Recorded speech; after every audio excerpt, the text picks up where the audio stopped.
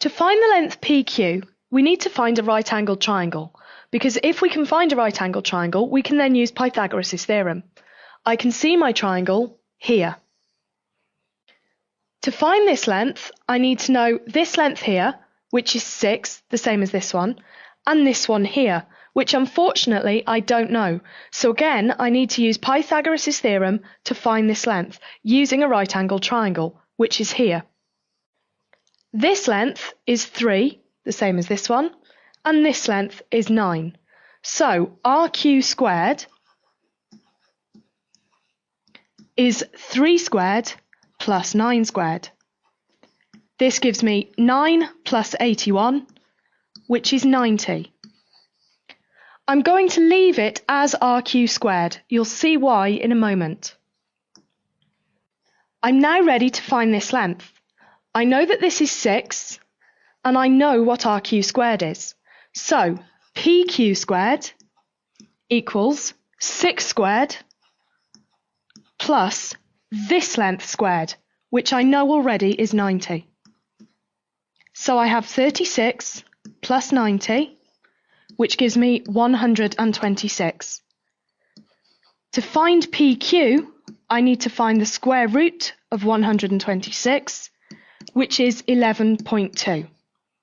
This is my final answer, and I just need my units. We're working in centimetres. I could have done this question a slightly quicker way. I could have done 9 squared plus 3 squared plus 6 squared and then found the square root.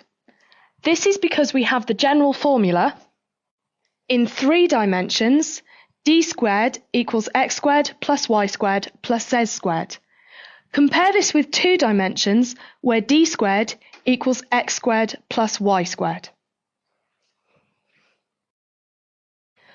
This is a more difficult question involving coordinates in 3 dimensions. If we imagine a similar question with coordinates in 2 dimensions, we would want to find the distance between them. To do that, we would need to find this distance here, which is the difference between the 2 y coordinates, and this distance here, which is the difference between the 2 x coordinates. We have the general formula, and we have our 3-dimensional coordinates.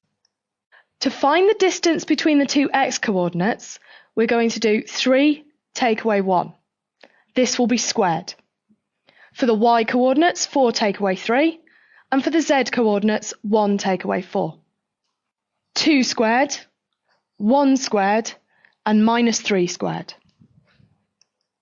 giving us 4, 1, and 9. Adding these gives us 14. This is AB squared. To find AB, I need to square root it, which gives me 3.74.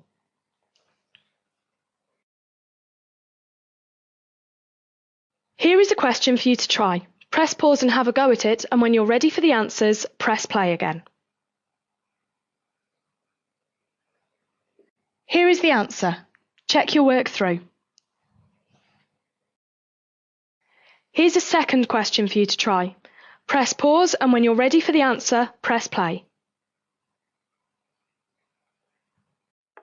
Here's the answer for this question. Check your work again.